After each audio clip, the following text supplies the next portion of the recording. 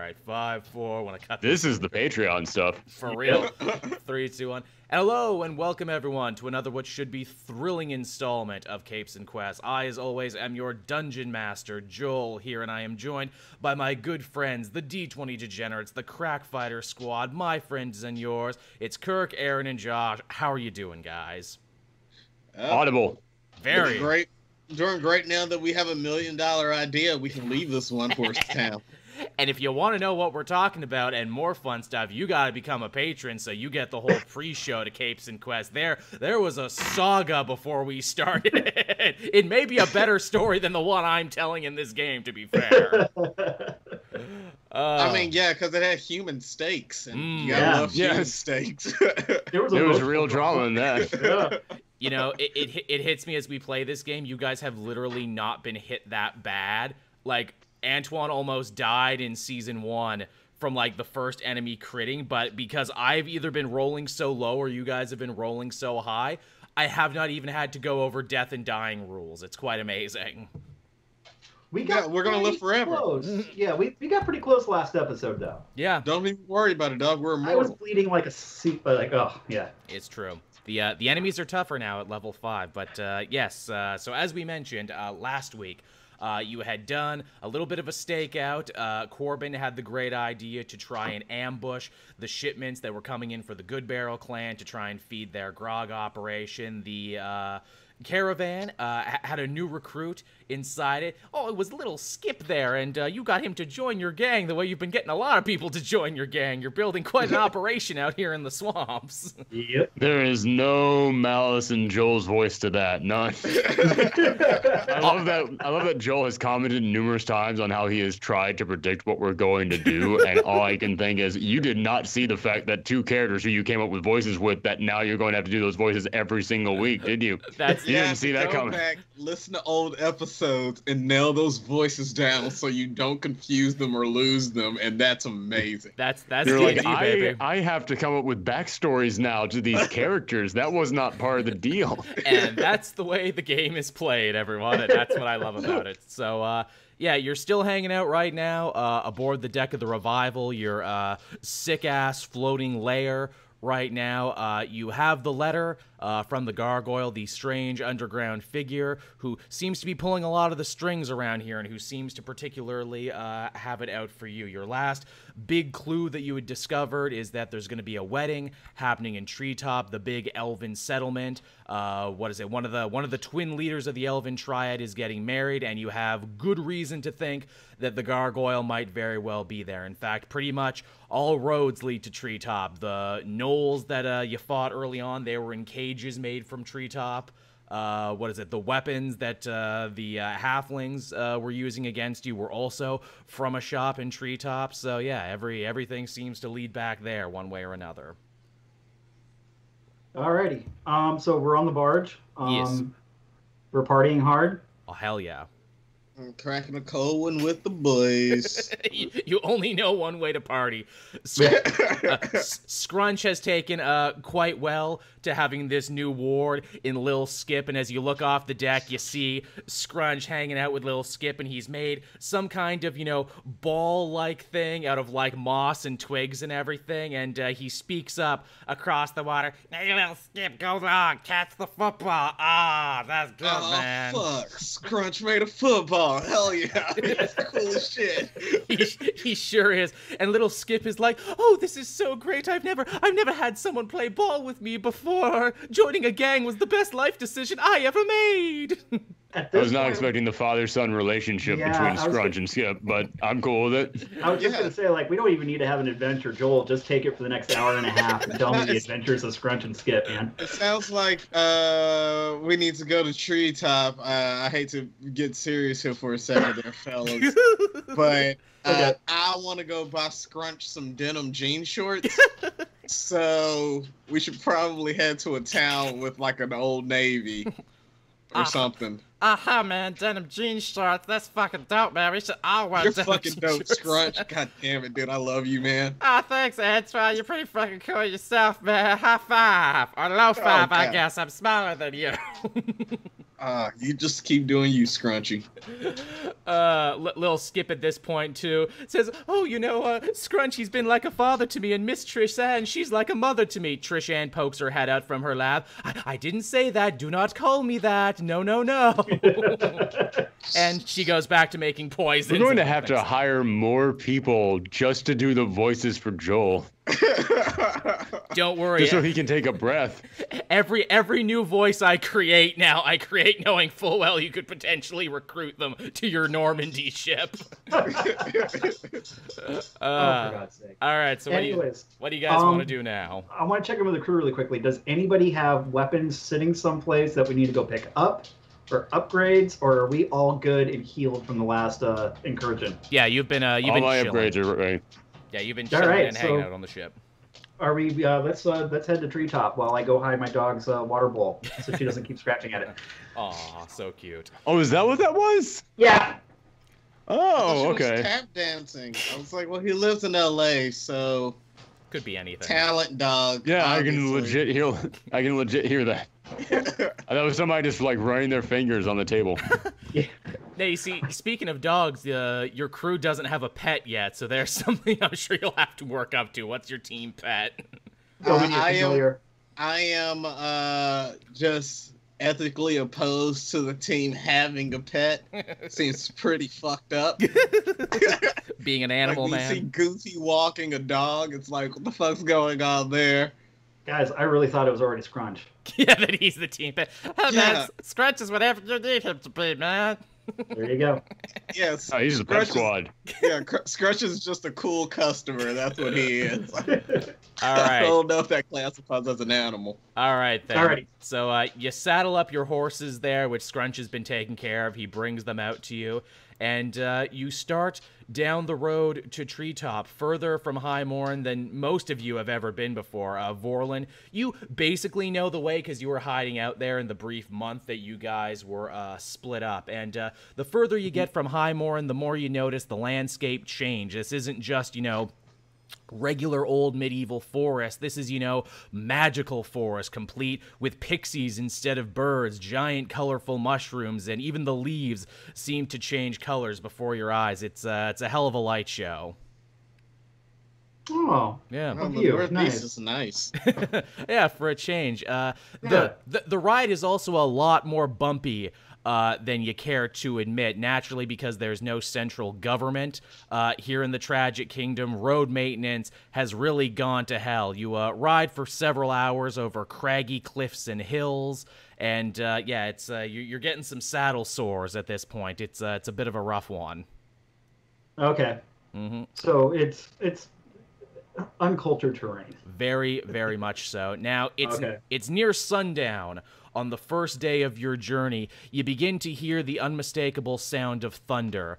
But this is really strange because there is not a cloud in the sky right now. Ooh. Okay. I'm afraid that I don't want to have another wasp situation, so I'm not going to make any sudden moves on this one. What do you guys want to do? Oh, it's just heat lightning is all that is. That's no big deal. Corbin speaks with great experience. You continue to ride on, and the sound only gets louder and louder, and soon this sound of thunder is joined by the sound of horse hooves in the distance, as well as angry chanting the same phrase over and over again. In ignis purgo, in ignis purgo, in ignis purgo. Ooh. Bane? Yes, there you go. He's gonna throw you in a pit. So I'm thinking, shoot, it sounds like way more than us, right? Let's do. You're not sure. If you want to know, I would say roll a perception. I want to do a perception check. Okay, go for it. Rolling 20. Yes. Oh man, there's always something there when you're looking for it. Oh man, you guys have no idea how this perception check's going to go out because it's really bad. I got Yeah. a 15. Oh, hot damn. Okay, so I'm 7. Okay, so listening together again, Corbin proving that he's really useful being the mountain man in these tough, what is it, friggin', rough backwoods areas. You, Corbin, realize that there's about 5 voices up ahead. You can at least pick out at least 5 different humanoid-sounding voices. And hey, actually, Antoine. Because you're a cleric, you actually know what in ignis purgo actually means. The bathrooms in the back. You wish. It actually means cleanse in fire, and you know this to be the language of the old face that were first practiced here in the Tragic Kingdom, long before your Church of the Gracious Death became the dominant religion. You actually haven't heard it spoken out loud. You've only ever heard other people talk about it, and especially not in such an angry tone. Okay, all right. So it's not that far off from the bathrooms in the back. Yeah. Right? Cleansing fire. Could be cleansing something. They don't know what I had in the last town. Could have been spicy as shit. All right, so do you guys keep going towards the noise, or do you guys try and do something else? I think we should try to hide. Again, stupid tarp, but I don't want to repeat that. Explain our surroundings around us, because I know it was like not a swamp and not dark for a change. Deep magical woods with big, bright, luminescent mushrooms, pixies instead of birds, and thick undergrowth. Again, this is very unmanicured. Fern Gully. It's fucking Fern Gully. You're absolutely right. Why even front? You're in goddamn Fern Gully. All right, so we can hide if you want, but I'm down to run towards the noise after I do a little bit of Devil's Due. That's it. This is our priest. He gets high and just races headfirst into danger. I love it. I'm just saying we can kick the action off early. It doesn't have to be a filler episode, and I can be high on PCP while we do it. Those who want to hide can hide, and those who want to stand their ground can stand their ground.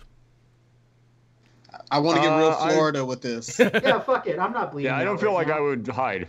All right. So, you guys stand your ground. I mean my character. I would totally hide in real life. But all right, no stealth rolls necessary then. So, it's fine. Don't listen to the rogue. It's cool. All right, I want to do some PCP. I'm sorry, what was that, Waspinator? Oh, man. If you love Waspinator. No, if you love Waspinator. I've been sitting on this impression the whole time and have had no chance to use it. I earned that. You did. Yeah, you did. You're just like, I'm just going to start a fire. Just a random fire. No consequences. All right, so you guys stand your ground there in the middle of the road like you do, and about 15 minutes later, you see in the distance the outlines. God damn, how far away can we hear? But really good, because you rolled really well. Fair enough. 5 humanoid riders. They reek of smoke and char even from this distance. Their armor looks to be almost ritualistically burned down one side, and the guy at the front of it carries a very large banner featuring a knight that is also on fire. Oh, that's all. Yeah. So that's fun. Do we recognize the flag or any of their markings? Roll a history and see if you recognize it. And anyone. I did not know history was a thing. It sure is. I haven't had a chance to use it. I'm gonna stop asking to hey, we should roll for that because that's a 1. I got 9. 9. Anyone else? Does Antoine care, or is Antoine just doing bumps? I mean, Antoine's party, and Antoine rolled a 19. I'm looking for history, though. Was that a 3? Yeah, plus 3. So yeah, roll plus a 20 3. And you add that. I'll actually say roll with advantage, Antoine, because with your cleric background, you might actually know a little bit more. Okay, so it's 19 plus 3. Oh, hot damn. So you know so fucking much about these guys. Because of the PCP. That strengthened you ever so much. So these guys are a group known as Moxley's Raiders. You had heard stories about them in the bars back in Highmore. And honestly, you thought it was all kind of bullshit, but basically these guys are like a fundamentalist fire cult that roam the countryside and, in keeping with their catchphrase there, in ignis purgo, cleanse who they believe to be sinners in fire. And again, not to pass too much judgment on you guys, but you guys have done a couple crimes here and there, so maybe they were looking for you. Who's to say? How are they crimes if we haven't been arrested? For real. Well, I mean, people have seen you do shit just because the guards didn't come and get you. Remember, the guards in High Morin were in the Balor's pocket, and you were friends to the Balor, but you ain't in High Morin no more. Yeah, good point.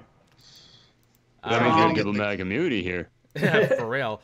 All right, so with that, they are on top of you, while still very much riding on horseback. I guess if you guys are willing to fight, and that's the way we're going to be doing it, then roll initiative, because yeah, they are on top of you in a matter of moments. I got an 11. 7. Okay. God damn it. 14? Why do I not write this shit before your initiative orders? Some people have apps for this. So. It's Kirk me, Aaron. Okay, so Kirk, me, Aaron, so Kirk, Josh, Aaron, and I'm not even writing your character names anymore. Now, Oh my god, has there ever been one of these? I just realized, has there ever been one of these that I haven't been the last one? I don't think. I mean, it fits my character. It's amazing I roll like that, but.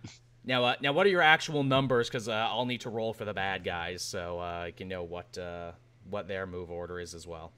11, 14, and 7. Okay. Oh, sorry. Okay, so so the other way around, so that's 11. So Kirk is 14, you are 11. Oh, I take that back. 16, because I forgot to add my initiative. Okay. Cool. No worries, it happens. My bad. Okay, so that's 16.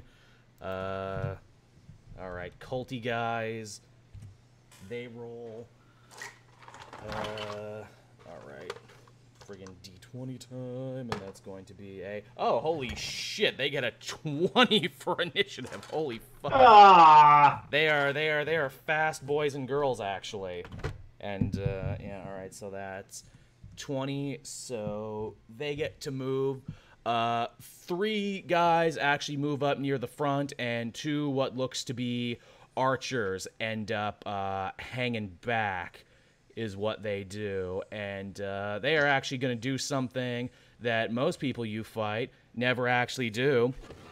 And they're going to cast some spells at you. The 3 guys in the front are each going to cast Firebolt at you is what they're going to do. And let's see if they're going to hit, because there's 3 of them and 3 of you, and each one is going to take 1 of you and try and firebolt. Holy fuck, that's 17. Oh, this is not going our way right out the gate. Yeah, so... This is going to be another bloody episode, guys. So yeah, so I'm guessing that does indeed hit most of you, except for Josh, you only end up taking half damage. Because of the PCP. From whatever they do to you, yeah, okay. So that's going to be... Oh, no, I need a 6. Ooh, I was rolling a 9. That's not what I needed. So that's 4, 5. So, Kurt, you take 5 damage, 5 fire damage right out the gate. Okay. Okay, and Aaron, you take 6 fire damage right out the gate. All right. And Josh, you end How do you zoom in on the PDF files again? Because I forgot how small my text is. Control and your mouse wheel. The wheel we've got. Cool. Sweet. And there we go. Josh, you would have taken 6, but because they matched your armor class, you only end up taking 3. Oh, all right. So there you go. You're pretty good. The archers continue to hang back there, and all right, we'll move ahead with your turns now. Is what we will do. Sure, that's gonna be who moves first? God damn it! I have too many papers open all the damn time. Wait, what was it that you just rolled? 17? For what? For the attack. Oh, that was for armor class, to see if they hit your armor class. Mm-hmm. And yeah, but it was 17, right? Yes. Okay, cool. And because you spec'd into monk, you have less armor now. So. Well, I've got 14 because I've got unarmored defense. Is that what that already counted together? I don't remember if I already counted that together or not. Because we had this argument last time because we forgot to do that. Well, I'm fucking glad one of us make remembers. Okay, so Kurt, you end up moving first, I do believe. Okay, so I actually took the time to read my character sheet before tonight. Nice. I can take advantage on any enemy in the first round of battle if they haven't acted yet. Yes, and the 3 in the front have acted, so yeah. One of the guys in the back. Okay, one of the arch. There's a lady archer in the back there. Of course, I'm gonna pick a fight for the girl. Jeez. The 2 archers in the back are both women. There, they both hung back. There looks to be a half orc woman and a half elf woman. There. Okay. Well, you guys are sexist. We have to take them down now. Yeah, really. They put the women in the back. Sexist, murder these women. How dare them? So I guess short bow, ranged attack, +4 to hit. 1d6 plus piercing damage. It's a disadvantage at 81 feet. So how am I doing? They're close enough that you can probably hit them. Okay. Yeah, I'm gonna take aim with advantage at one of them with the short bow. Sounds good. And okay, cool. I'll take that. Hold on, let me do the scroll wheel thing. 15 plus 15 plus 4 is going to make it 19. Oh yeah, that most definitely hits them. Sweet. So I got a 1d6 plus 2 piercing damage. So let me find a d6 that I feel lucky about tonight. 3. 3 plus 2 is going to be 5. Okay, you do 5 damage, and again, your arrow flies true and tears through this. They're just wearing simple leather armor too that they've ritualistically burned on one side, and guess what? That actually makes the armor kind of shitty. So even though they look cool, you end up fucking them up. In fact, you hit her so hard with your arrow, she actually is going to end up falling off her horse because everyone is still on their horses right now. And she is going to take, she's going to take 7 falling damage and hit her head on a rock on the way down. Oh, you $1 million baby turn. God damn it, I was going to make that joke. Her Colton days are over. So there you go. All right, so with that out of the way, Josh, it's your turn. All right. I guess I'm going to, she has a homie there, right? So I guess yep. I'm going to flame crossbow her through the face. Nice, nice. All right, so we'll get my roll on here. It's an 18. Oh yeah, that hits. All right, cool. And then a D8 plus 2, so a 3. Okay, and plus fire damage. Yeah, plus fire damage is what. That's you get to roll a 4. Now is that 3? Plus everything else you get to add to your bow damage? Yeah, no, that's 3 plus everything else because I rolled a 1. Oh, okay, there you go. So yeah, you get to roll a D4 and that's fire damage. And that's a 2. Okay, so nice. 3, 4. Okay, so that's 5. So yet again, your flaming arrow also flies true. You guys are just fucking dead shots tonight right now. And yes, you also seemingly also hit this woman off her horse, and she will end up taking only 3 falling damage off the horse, but she's very much singed. Again, the fire didn't seem to bother her that much. That's kind of their gimmick. That's kind of their raison d'etre. It's their thing. Yeah, it's their thing. Hack. Yeah. Hack. These guys are hacks. For real. All right, Aaron, it's all up to you. Do your monk stuff. I'm actually going to brace for the attack. Because I have an idea of what to do if I get attacked again. All right. All right. Sounds good. Use this defensive curl, huh? Yes. No, I'm going to minimize. They won't be able to find me after a while. It's the most annoying. You've activated my trap card. All right, so on this turn there, the dude in the lead there, the one who looks a little bit more official than everyone else and whose armor looks a little bit heavier than everyone else. Yeah, he's gonna rush you, Aaron. He didn't like the idea that you didn't attack him, and he's like, how dare you disparage me? That's a villain voice. That's what they sound like, right? God, I hope no one Dark scrunch. God, I hope no one recruits this person. Oh, I mean, is he gonna calm down? Is he chill when he's calm? No, in fact, he says, "Kill the defilers, kill the criminals." You don't mean that, buddy. We got beer back I on the kind of want party to corrupt lodge. him now and bring him to our side. Yeah, Yeah, really. there you go. He ends up only. How do I make him have a crisis of faith? Yeah, he only rolls a 6, so he actually ends up like trying to swing his admittedly pretty fancy mace at you, but he ends up completely missing you and just going over your head. Okay. Well, there's still 2 other guys, so I'm not going to counterattack this one. I'm going to keep waiting. I'm just going to keep staying there. Okay, sounds good. And you can do that because you prepared an action. You told me about it in advance. That is a thing in D&D. You can forego your turn and prepare an action should you want. Okay. Most people don't use that. I know I don't when I play, but it is a very valid strategy. And again, Thorgy thinking 2 moves ahead on this one. That's interesting. All right, so one of the other riders, one of the other guys out in front, this dude, he's actually gonna charge you, Josh, with the banner, with the flag that he has, and he just kind of screams, hilarious, like.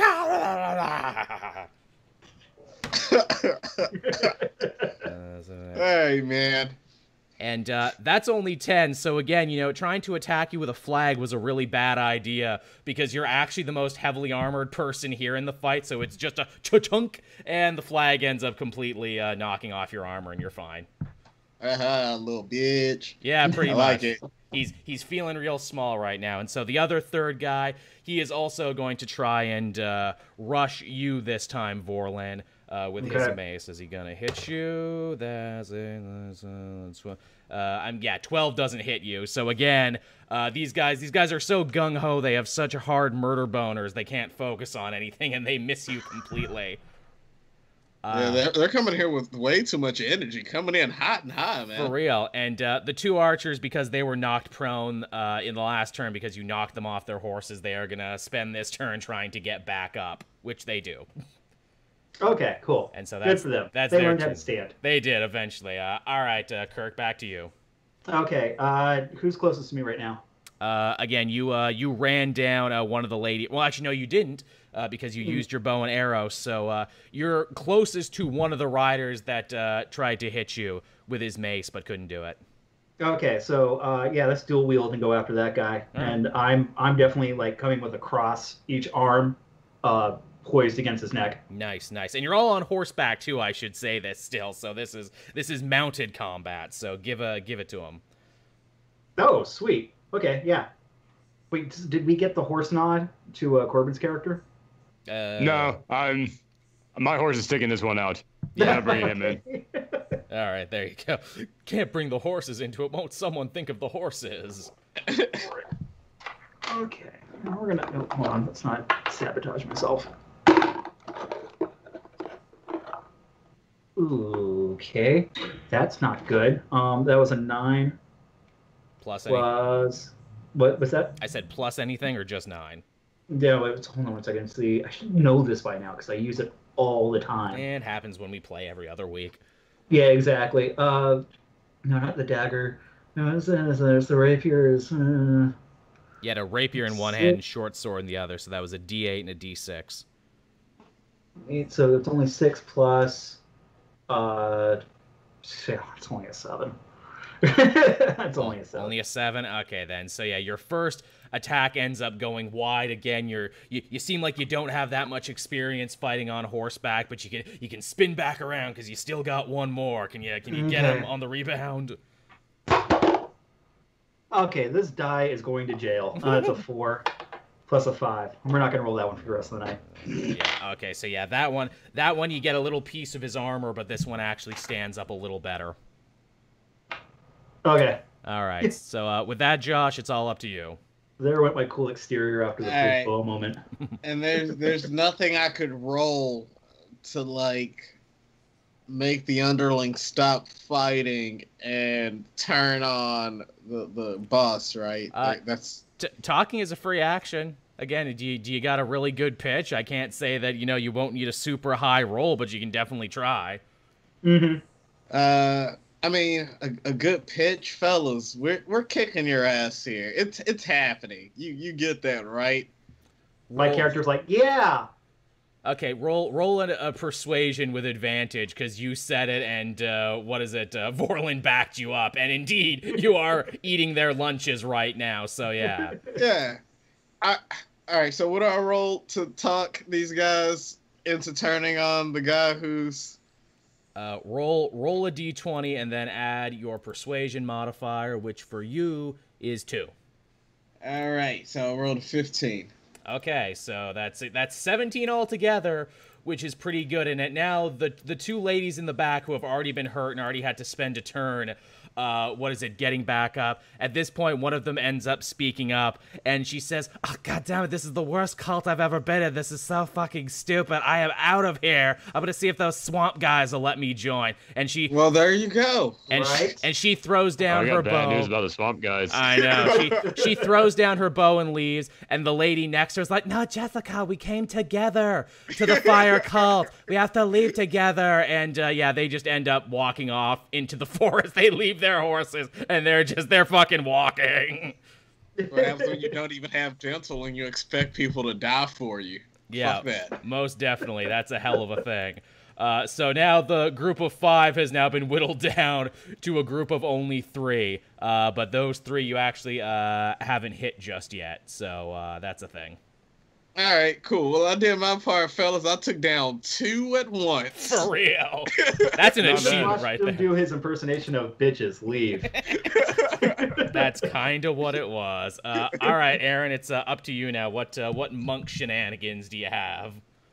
All right, so that guy swung at me, and he's on a horse. The guy who swung at me, right? Yes. Was that a yes? Yes, and also, are you talking about the leader swung at you first? So yeah, that's the guy in front. All right, cool. I'm going to put my hand on his horse and stare into its eyes to convince the horse to abandon him. Okay, roll animal handling with advantage because that again ties into your history as a character. So if anyone could do it, it could be you. Wait, with advantage means I get to roll twice, right? Yes, roll twice, take the highest one, and roll your animal handling, which is... Good, because that first one was a 3, so that was shit. And your animal handling is 4. Oh, shit! From a 3 to a 23. Oh. Yes! Okay, so... You look into you look into the horse's eyes, and you can hear the drums of nature in the background as a true, meaningful understanding is formed between you. And the horse kind of neighs and shakes his head. Yes. He at this point bucks his master off his back with great force. This guy ends up hitting the ground, and I'm gonna say he ends up taking 4 damage. The horse then actually kicks him in the head before he leaves himself, and that will end up doing... Oh, where's my D10? That will end up doing... where's the... You never find it when you want it. That'll end up doing 7 damage to him. So that's 7, 8, 9, 10, 11, 12. So yeah, so you've done 12 damage to the leader now, and he is looking all kinds of messed up right now. He is also prone and cannot move. Because cool. Second win anymore. Oh yeah, all right, hell yeah, dog. What do you want to do now? While he's laying on the ground, I'm going to punch him in the face and activate my poison fist. Okay, you know what? Because he's prone, you get advantage on this too, because it's really easy to hit a person who's lying down. I figured. So this is what strength was this? Because he's regular attack, and add your strength to it. Oh man. Okay, regular attack, so D20 plus strength. Got yes. It. By the way, on the fire fist and my null fist and all these things, it says attack bonus +5, but then under damage, it has each of their dice +5 as well. Is the +5 under attack bonus just referring to that +5, or is it a different thing? Attack bonus is to hit. That's to beat armor class, and the other +5 is extra damage. But because... Wait, so I should have been adding a +5 to all my attacks this time? You haven't been?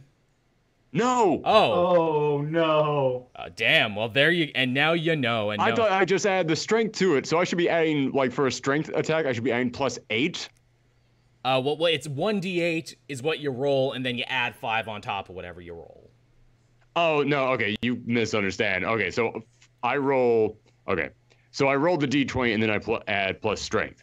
But if I hit with that, then I add the 4 dice or whatever, and I add +5 to that, right? For an elemental attack, yes, that's your special thing. But you also add 5 on top of it because that's your damage bonus as well, which is also governed by strength. What the fuck? I need a chart. Yeah. So are you saying that Corbin Hogdahl, the murderous mountain man, has been less murderous than he could have been? Yes. Anime rules. Okay. We've been waiting to unlock his true power. Yeah. Now you see his true strength. Okay, my first roll was a 16, so that'd be 19 with my strength, but you said advantage because he's on the ground. Yes. Oh shit, it actually was higher. That was an 18 plus 3, so 21. Okay, so he was already really hurt when the horse bucked him and kicked him, and with the pure force of your newly forged monk fist, you punch him in the head so hard his goddamn head explodes into red mist. So how much damage does he have left to go? What do we have to do now? Yeah, really. Oh, well, he comes back as a zombie now. Real talk, if he stood back up with no head, that'd be pretty killer. Borland is watching this entire ordeal slack-jawed. For real. So yeah, so you've now murdered the leader, and because of that, the last 2 guys who are still around there, their morale is just in the toilet right now. Oh yeah, there were 2 more guys. You guys want to die, or you guys want to roll with us? We got beer on the party barge. We need somebody to carry shit. We would sooner die than join sinners like yourselves. We are disciples of Moxley, the one true hero of the Tragic Kingdom. Was that him? I say, pointing to the ground. No, that was Jerry. Oh, Jerry. Oh, damn it. Our true leader is more mystical and more magical than that, but holy fuck, you blew his goddamn head up. Let me ask you something. Let me ask you guys something. You guys have dental with your company right now? Mostly. Which in these old-timey times, he means, do you still have your teeth? Yeah. Mostly we have these ritualistic brands, and I mean, we've already done that. And we've already painted flames on our horses, so, like, I guess we should probably try and kill you anyway. So. Yeah, you guys sound all in on this. Yeah, I was going to say, pretty committed to the cause at this point. Yeah, right. No day jobs for us at this point. So, yeah, I'm going to try and ride you down with my mace. Pick out the neck tattoos. There's no going back. Yeah, I just feel like both these guys, I feel both of these guys are just kind of shrugging at each other like, well, we've come this far. All of our other friends are dead, so why? Yeah, you know, you get it. We have to see this through. So, all right, the one who was talking to you, Antoine, is like, stop talking, stop trying to confuse me, and he is gonna try and ride you down with his mace, and he gets 16, which is that enough to hit you? Your armor class is that's 17. That's not enough to hit you. So like it kind of bounces off you yet again, and he feels really sad and dejected that he cannot seem to hit you. And Vorlin, the one next to you, he's gonna try and rear up, and he is also similar, gonna try and hit you. And and he gets a 6, which I'm gonna say at this point his mace just falls out of his hand. Oh no! I spent my last 5 gold on that mace, man. Oh, all the other fire It's like cultists. killing red shirts. Yeah, they're literally red much. shirts. They're covered in flames. Talk about it. All right, so with that, Vorlin, it becomes your turn again. All right, I'm going with the Elvish Gemmed Rapier, melee weapon attack, +5 to hit, reach 5 feet. Let's roll, and let's go after the, God, I hope I don't screw this up. I'm going after the guy who just dropped his mace. Yep. And I'm actually going, like, straight, I'm going to do a thrust, like, just a straight thrust into his chest. Hell yeah, dog. Hoping that it's really easy and looks cool. Mm-hmm. Possibly 13. Yep, that does it. Okay, cool. They have very low armor class, these guys. So it's more just like a stab. Yeah, there you go. So yeah, you run him right through, and you're pretty sure you feel the tip of your rapier hit spine. Ooh, cringe, but awesome. There you go. So roll up some damage for that, and don't forget to roll your lightning damage, 1d4 of that as well. Okay, so that was it's a 1d8 plus a 1d4. Yes. 8. The 8 is a 1. Wrong. And the 4 is a 4. There you go. So that's 5 damage, which is just enough to knock him from his horse as you've knocked all these other guys off their horses. And he's going to take a little damage, too. He's going to take Oh, he's going to take a full 8 damage of falling off that horse. This kid had brittle bone disease, unfortunately. And he hits He's Mr. Glass. Oh, is he ever? He hits the ground with the most sickening crunch you've ever heard. And, oh, it's not good for him. All right, so with that, it's going to be Josh's turn. All right, so I want to take my crossbow and shoot this last kid in, like, the knee. The one who's already on the ground or the one who's still on his horse? The one that's still on his horse, but I want to hit him in the knee. I want something that's just gonna just ruin his like hopes of playing basketball. But I'm thinking like, oh, we need to leave one so he can talk. And Josh is just like, no, I just want to ruin his life forever. I mean, I want him to get out of this game, and I feel like the best way to keep him out of it is to give him a life-altering injury. Oh, you're doing him a favor. Like Batman. You can do non-lethal damage if you want. You just have to tell me that this is non-lethal damage. Yeah, I want to shred his knee, non-lethal. Okay. But I really want to just get up in there and mess some stuff up. Go for it, champ. All right. 8. All together? Oh, wait, no. 8 plus 8 plus 4. 12. Right. And then a D8. A 4. Yes. That hits.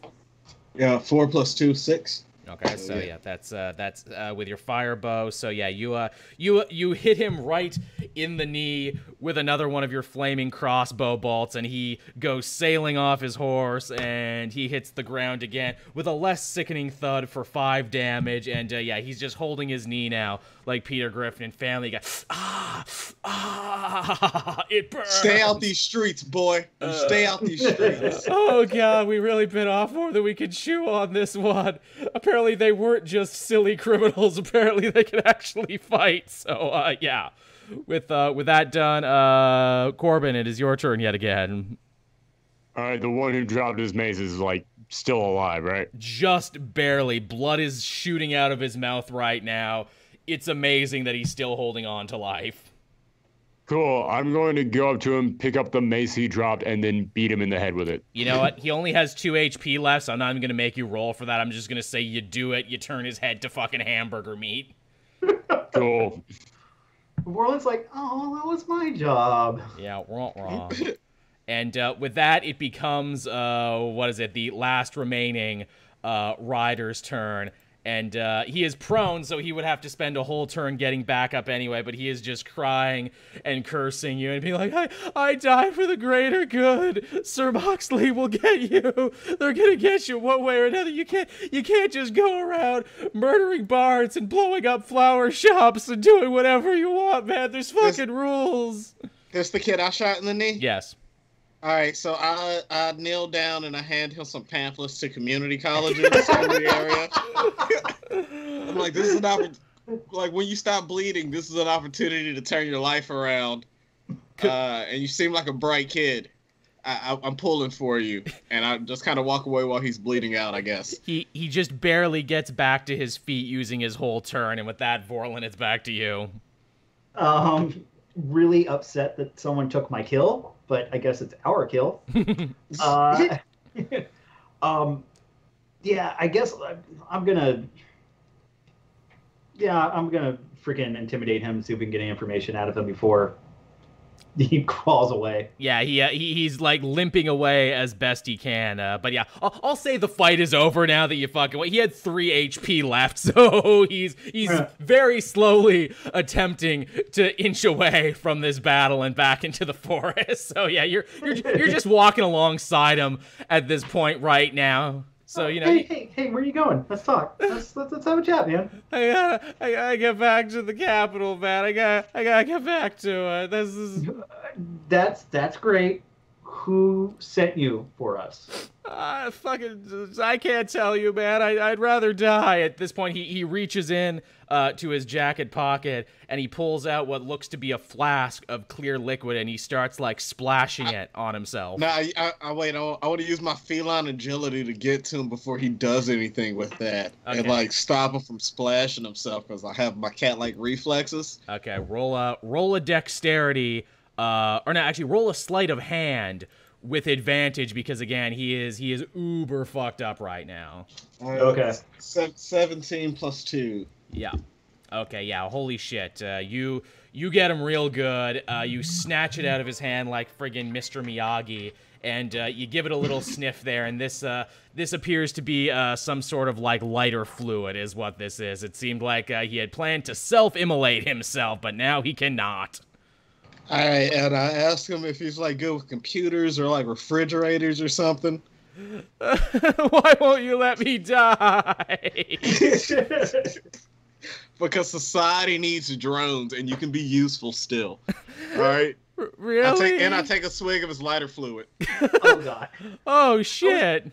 I was going to say, is there any way we could maybe threaten this kid with more, like, to get information from him, and then we'll let him kill himself?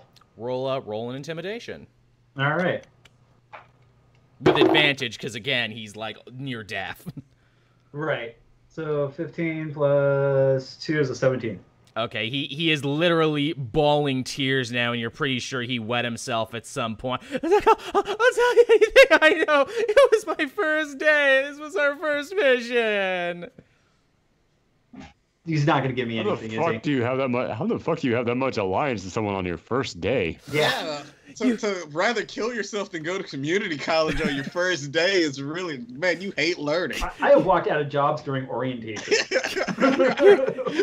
You really hated your parents, goddamn. You three wouldn't understand. You're not from here. You don't know the legend of Sir Moxley, the great hero. He was the greatest champion the kingdom had ever seen before it fell into ruin. Do any of us possibly know Sir Moxley? You've definitely heard the legend of him. You've been around the Tragic Kingdom enough to know that during the Crown Wars, this guy was like, the protector of the 3 children. But then they fought each other, and he was forced to pick a side, and he actually chose to go with the youngest of the princes and princesses, Dumont. And he basically ran his entire war campaign on his own because the kid was like 6 years old and couldn't do it. But one day, him and the kid just kind of disappeared. No one really knows what happened, but legend is that Moxley, Sir Moxley, reappeared in the blighted capital many years after the war had ended, and that he had horrible burns all over his body. Burns that it seems like this cult, Moxley's Raider, is seeming to try and recreate on themselves. And the legend is that, because the guards are too corrupt and the gangs run everything in the Tragic Kingdom, commit no sins or Sir Moxley and his riders will find you in the night. Big cougar vibe. We know a lot. Yeah. Now you heard the story at the Velvet Touch there when you were drinking. Bards would tell this story. It's very popular. You honestly thought it was all Just imagine bullshit. if we had all successfully rolled a stealth and hid from this entire thing, none of this would have happened. Yeah, Right. that's D&D, man. That's not how we do it, though. Yeah, no, we'll kill whatever we need to get information. Give me back my lighter. I can't go back to them. I can't go back home. I can't go anywhere. Well, as a member of the church, I can't condone your suicide, so I'm going to hang on to this lighter fluid. Thank you for the information. And I'm just going to leave these pamphlets with you and wish you a brighter tomorrow. Yeah, I'm going to crouch down next to the kid, and I'm going to say, a wise man once told me, young man, there's a place you can go. I said, young man. I don't remember the rest of those lyrics. I don't remember where you could go, but it was a really cool place. If I remember, I'll come back. Okay. And he just crumbles into the fetal position on the ground now near the corpses of his dead friends. I want this character to return, but like crazy powerful. I want him to come back and be the secret head villain of everything at the end. The Nemesis because system. That means he became something. Yeah. Well, you see, with the Nemesis system, anything is possible.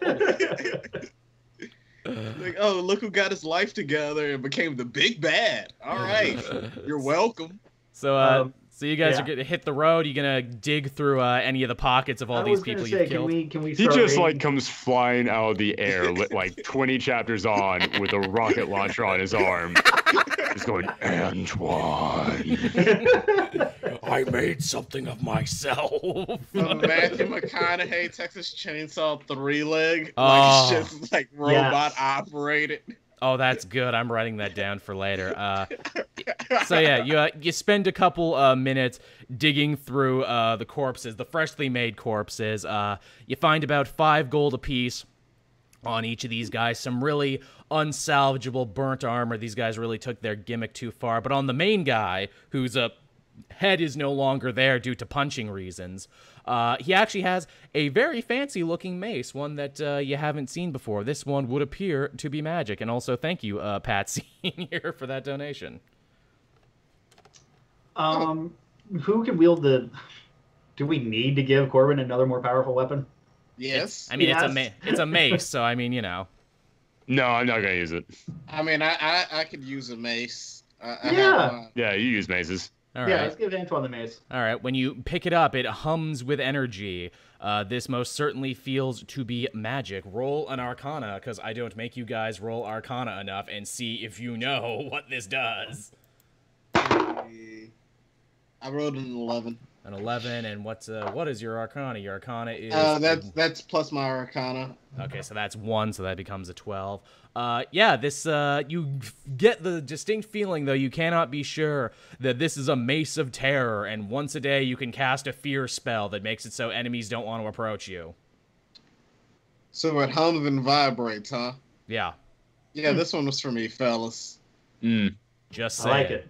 I feel confident about this. So Me too. basically, it's exactly like the mace you have now, only it's classified as a magic weapon, and you can cast a fear spell once a day. You can do a lot of things with it. This is gonna be fun. Sure. So yeah, you got that now, and with that, I assume you saddle back up the horses and you head on. Yes, please. All right, so it had gotten late in the time it took you to murder all of those people and make other people reevaluate their lives. So it's getting to the point now where if you're going to camp for the night, because the trip to Treetop is about 2 days, now would probably be the time to do so. Cool, and I can heal my 5 points that I'm embarrassingly walking around with right now. All I right. can sleep off my Yeah. PCP. So yeah, you quite easily make a fire. Again, you know, you see the pixies flying through the air, the big mushrooms. You camp out under. It's pretty cool, and you know, you get in there, and it's a pretty silent night of sleep. That is until, Antoine, you actually feel something vibrating in your pack, but different than how the mace was humming before, and you hear a muffled voice coming from your bag, but a familiar voice all the same. Hey, buddy. Hey, how about them trees? Hey, let me give you a chance to see some of them trees, man. Hey. Oh man. The ghost dong has become conscious? Again, that's for me to know and you to find out, everybody. I don't think I want to continue this if that ever happens.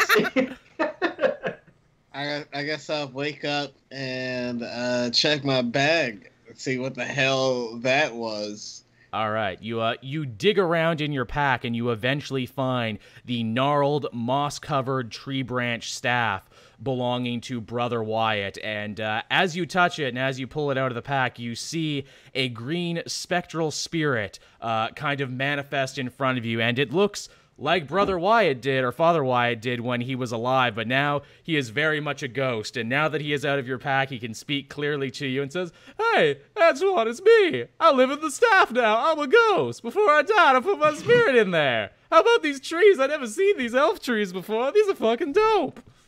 This is why you melt down all the weapons you take and turn them into other weapons. Yeah. You kill the souls inside. This is my Ben Kenobi. God damn it. Hey, Antoine, I'm not that bad. In fact, you and I were part of the same church. I mean, I thought they were bullshit. I went into a swamp and started a cult and everything, but we could be friends. In fact, like, I don't know, maybe once or twice a day, if you ask me nicely, I could cast a druid spell for you. Oh, gee. Yeah, I guess we can hang, man. I wake up from all this noise, slowly, groggily walk over, take the staff from his hand, turn it upside down, and shove it directly into the mud. And then I go back to bed. Hey, man, you a dick, man. Hey. I go back to sleep and passive aggressively say, I guess you're the only one allowed to have friends around here. But I go to sleep and I don't move the staff because I don't want to challenge his authority. Hey, man. The voice is, hey, man, that's all right. Just keep chilling with trees and stuff, man. I'm fucking crazy about trees, man. Oh, God damn it. I'm picturing the singing bush from the Three Amigos. It's a little like that. Yeah. Or the singing sword from Roger Rabbit. Oh, that's a good one. Can I trap other supporting characters in this staff? Can I just have a collection of wacky Robin Williams-like characters? Well, I mean, if you could get Father Wyatt to teach you that spell, he was a high-ranking member in the same death church as you, and you imagine that's probably a spell he learned at some point. All right. Well, I'll do that later. First, he's going to teach me how to tie a tie right, and then he's going to teach me that spell. So now we have a way to recruit friends and a way to capture enemies. So basically, the cast never shrinks. I mean, I'm just saying, who doesn't want a ghost buddy? You could use him for all sorts of things. And right now, all he's asking is he just wants to see trees, man. Trees he's never seen before. Oh my gosh, the funky phantom. Oh, I like that funky phantom. That's pretty cool. The voice is even like one octave away from it. This is gonna be Joel's demo reel for Adult Swim. He's gonna get some show out of this. I mean, kind of, yeah. All right, then. Oh, okay, I see. So yeah, your night goes without any further danger and any further mystery attacks. And yeah, you awake bright and early in the morning there. Again, the sun has a very interesting orange tinge through all these, different sorts of trees that you've never seen before. Yeah. So it was different from when we went to sleep last night? Yeah, so like an interesting thing is that all the leaves here change color and the foliage kind of seems to change color too, and you can't seem to make heads or tails of that. It all seems very strange. But are we still in the same spot? I just want Yes. to make sure we didn't get like magically trans. Okay, cool. Yeah, you're still under the big purple mushroom. Oh, all right. So do we keep heading to Treetop? Yes, I assume you're leading the way, Vorlin, because you've actually been here before, so you actually know what's up. So I'm definitely back on the horses. I'm like, all right, guys, follow me. Okay.